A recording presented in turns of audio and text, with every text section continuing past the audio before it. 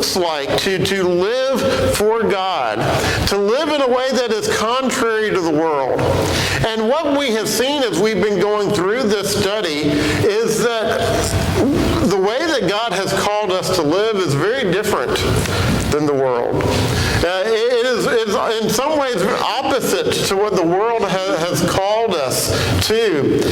And this morning, as we come to Matthew chapter 6, verses 19 through 24, what we find here is a concept that, again, is very different than what the world has called us to.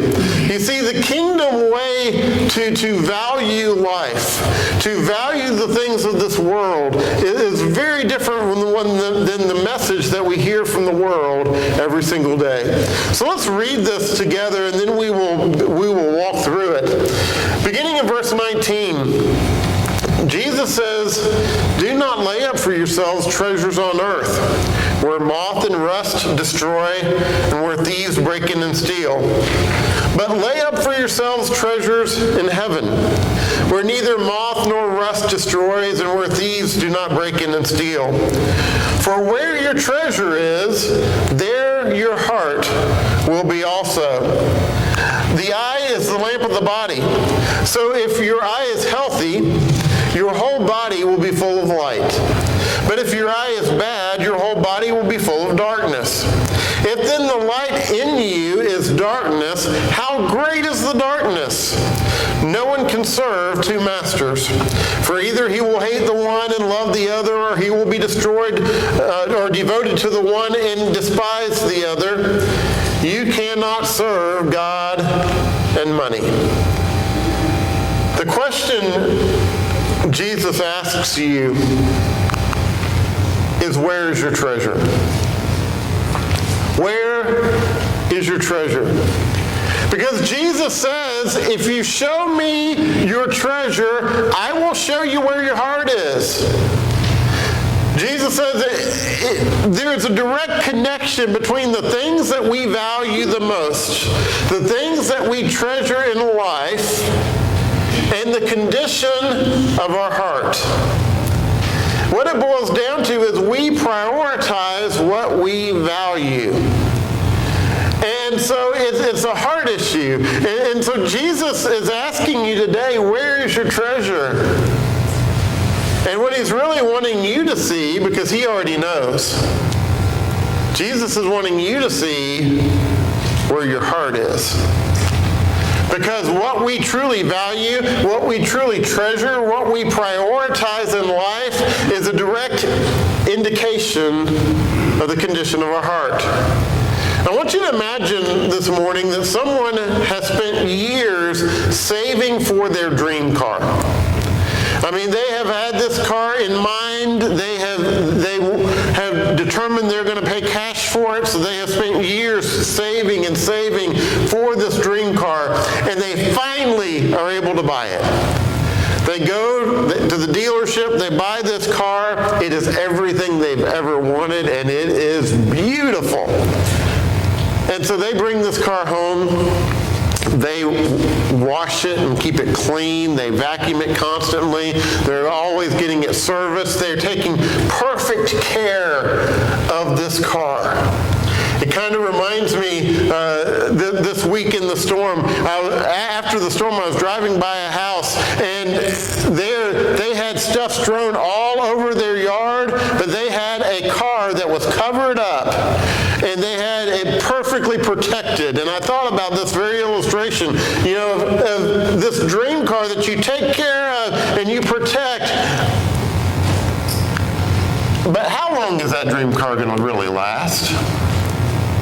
If you take care of it and protect it, it is going to last longer than most, but eventually mechanical problems are going to crop up. The body is going to begin to rust. The paint is going to begin to fade. The upholstery is going to begin to tear. The newness and the greatness of it is going to go away. Why? Because this is what happens when we invest in earthly treasures. They are always going to disappoint. Now, Jesus is not saying that we can't have nice things. But there is a basic principle here of how much value do we put on these things. And in this passage, Jesus lays out three principles that we want to look at this morning. The first is this: a change in investment requires a change of heart. You see, we invest in the things that we value. And what we value is based on the condition of our heart. And so I'm only going to invest in the things that I have a heart for, that my heart is in. Let's look again at verses 19 and 21, because he says, "Do not lay up for yourselves treasures on earth, where moth and rust destroy, and where thieves break in and steal. But lay up for yourselves treasures in heaven, where neither moth nor rust destroys, and where thieves do not break in and steal. For where your treasure is, there your heart will be also." So Jesus lays out here the choice. We can invest in earthly treasures that are vulnerable, that will decay, that will depreciate, that will be stolen. We can put all of our investment, we can put all of our value in these earthly things that in the end of the day don't matter. Or we can invest in spiritual treasures that are eternal, that are secure, that never fade. That's our choice. We have the option. We can put everything in life into all those things that are eventually going to go away. Or we can put everything in life into those things which are eternal, those things that are never going to fade. Jesus says you have a choice. But in order to change your investment, you have to change your heart.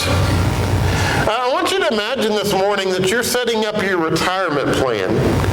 And so as you prepare for retirement, you sit down with a money manager that you trust implicitly. And he tells you that you have two options. You can pick either one. He tells you that option number one is a guaranteed bust. It's going to go up, you're going to get a lot of money, and then it's guaranteed it's going to all go away, and anything that might be left, the government's going to take it. That's option number one. Option number two is a guaranteed 100% return on your investment, and it is tax-free. Now let me ask you, does it take a rocket scientist to figure out which one you should take? It doesn't, does it? We would say, well, obviously, I'm going to take option number two. I'm not going to take the one that I know is a bad investment. I'm not going to put everything that I have, my life's retirement, my life's savings, I'm not going to put all of that into something that I know is going to go bust, that I know I'm going to lose. And yet, how much time of your time and energy and resources have you spent investing in things in this life that are not going to last? Things that you know are going to disappear. Things that you know are going to fade away. And yet we get so caught up with having to spend our lives investing not just in physical things, but there are so many pleasures that we seek in life, that we invest in, that are pleasures for a moment, pleasures for a season. And yet those things are not going to last. Jesus is telling you to change your investment strategy, but that requires a change of heart, because we invest in things that we value. And so if you value the things of this world, that's exactly what you're going to invest in. That's what you're going to put your time into. That's what you're going to put your emotions into. That's what you're going to put your heart into.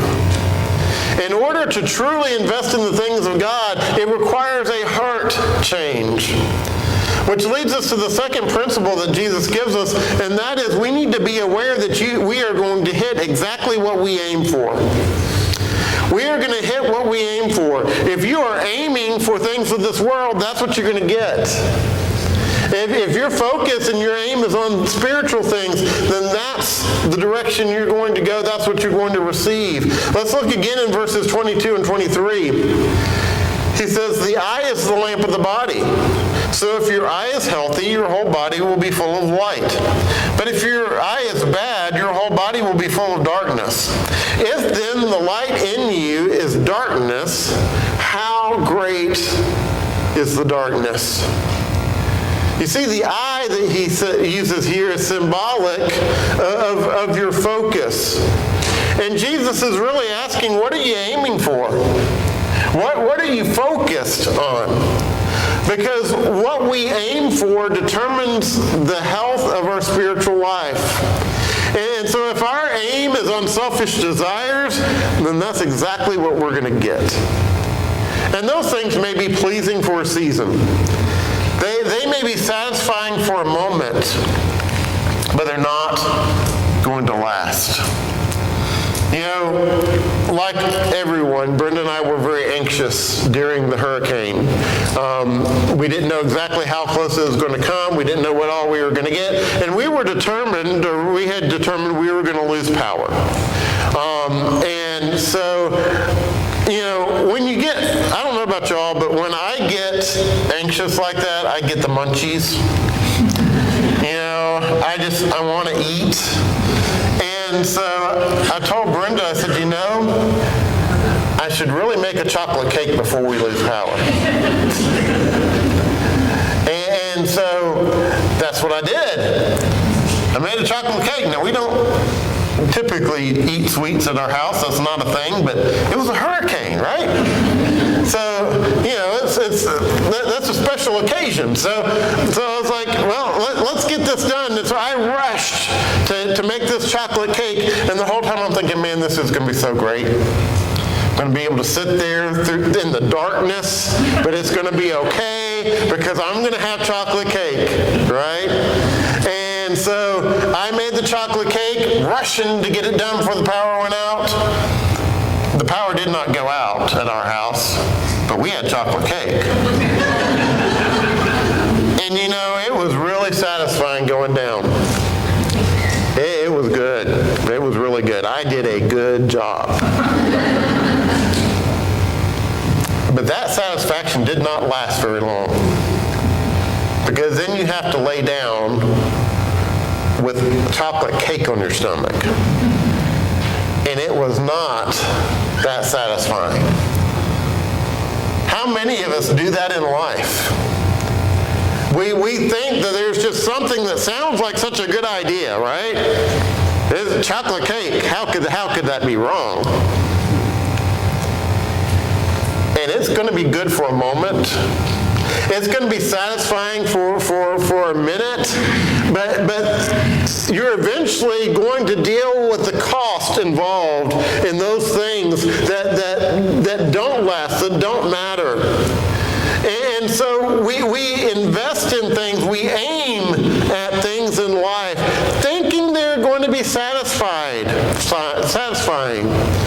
And we think we have it all figured out, only to find out that we've lost our aim. Now, I've dealt with a number of people over the years in church work that have dealt with this issue. What happens when we begin to lose our hearing or our vision very, very slowly? I mean, very slowly, what happens? Most of the time, we don't even realize it. I said we don't even realize it, right? Right? We have people in this family here now that are losing your hearing, and you don't even realize it. Why? Because it happens so slowly. And oftentimes that can happen to our vision, it can happen to our hearing, and it happens so slowly that we don't even realize it until it's too late. Until I didn't see that car on the road. Or I didn't respond to something, I stepped out in the road because I didn't hear something coming. You see, it happens so slowly that we don't even recognize it till it's too late. And you see, Satan has a way of changing out the target so slowly that we don't even realize it until it's too late. Yeah, we're super involved in the church. We're active. We're coming all the time. We're studying. And then just little by little, Satan starts putting things out there to block your vision. And to change your aim. And it's so slow. It's so subtle that we don't even realize it. And then suddenly we wake up one day and we were over here in a relationship with God, and now we're over here and we say, how did that happen? How did that happen in our life? It happened because we lost our aim. You see, you are going to hit what you aim for. And so the question this morning is, what are you focusing on in your daily life? What are you aiming for in your daily life? Do you have a clear vision of God's will for you? Or has your aim shifted towards daily concerns and earthly desires, and to the point that you've totally lost focus on what matters? The message this morning is you are going to hit whatever you are aiming for. But that leads us to the last principle that Jesus sets forth in these verses, and that is that you can only make one investment. You have to pick one. You can only make one investment. Let's look at what he says again in verse 24. He says, no one can serve two masters, for either he will hate the one and love the other, or he will be devoted to the one and despise the other. You cannot serve God and money.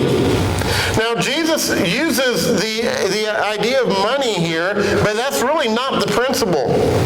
Jesus is laying it all out here, and his point is that our hearts cannot be divided between serving God and serving personal pleasures.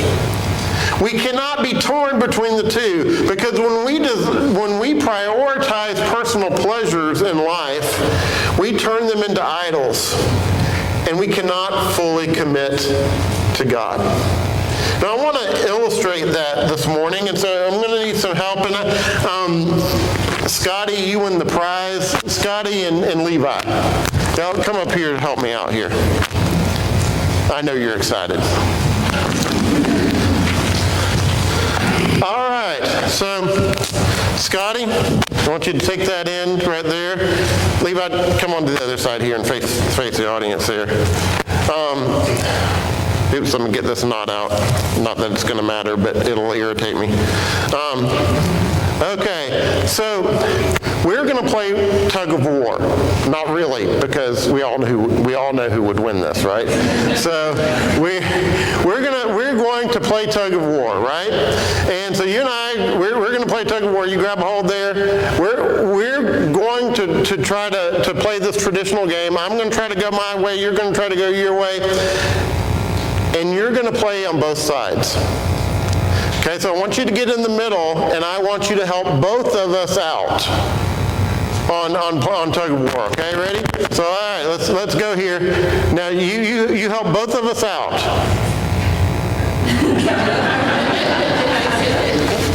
Help. All right, why not?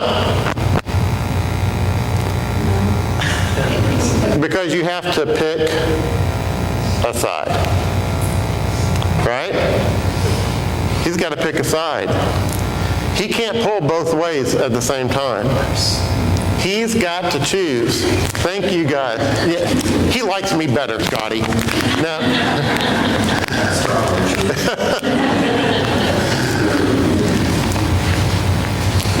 folks, you got to choose.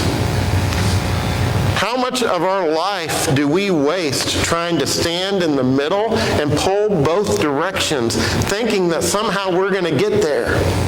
Thinking that somehow we're going to be able to do just enough, that we can pull at both ends and that we can make it work. But you cannot pull at the spiritual end while also pulling at the worldly end and think that you're going to achieve anything. And this morning, here's the message I really want you to hear. By not choosing, you have chosen. By not choosing, you have made a choice. Levi stood there and he said, I can't. Right? I can't. And that was a choice. So many Christians live our lives saying, well, I'm just not going to choose between the two. I'm just going to have both. I'm going to live in this world during the week, and I'm going to go to church on Sunday, and I'm going to just pull in the middle, and it's all going to be okay. But by making that choice, you have chosen. And that choice was not God. You see, by not choosing, you have chosen. And we have to ask the question this morning, are there areas in your life where you feel torn between serving God and pursuing life? Pursuing the pleasures and the things of this world. The reality is you can only make one investment. And Jesus Christ has called you to choose the one with true return. To choose the one that is eternal. To choose the one that will last. Jesus calls us to treasure the eternal over the temporary. And so this morning, how can you shift your focus to align with God's kingdom? What changes can you make today to invest more in heavenly treasures rather than earthly ones?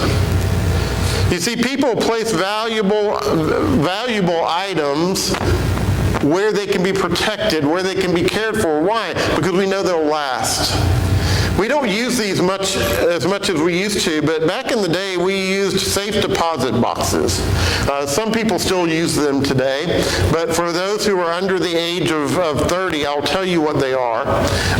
A safe deposit box is a box in a bank vault. You have to go to the bank, you get this box, and you can put your treasures in that box, and then they lock it away in the vault. And it is protected. It is air controlled. The air is monitored in the vault, and so it's not going to rust. It's not going to get messed up. It is locked away where no one can get it. No one can take it. It is protected. We do that with things that we truly value. And in the same way, when we invest in the kingdom of God, our treasures are locked away. They are secure. They are protected. They will never fade. They will never rust. They will never be stolen. And so this morning the question is, what are you truly investing in? What are you truly focused on in your life? You know, this past week as we went through the storm, I had talked to a lot of you as we were preparing for the storm. And what I heard over and over again is, well, you know, I'm going to do what I can to take care of my property, and I'm going to put things away, and I'm going to try to secure it the best I can. But at the end of the day, it's not what really matters. Storms have a way of opening our eyes to what really matters in life. It's not these things that are going to go away. But it is the relationships that we have with God and with His people as part of His kingdom. That will never fade. It will never go away. So this morning, what are you investing in? Where is your treasure? Because where your treasure is, there your heart will be also. God wants you to have a heart for Him. This morning, where is your treasure? If you're subject to the invitation, we invite you to come as we stand and as we sing.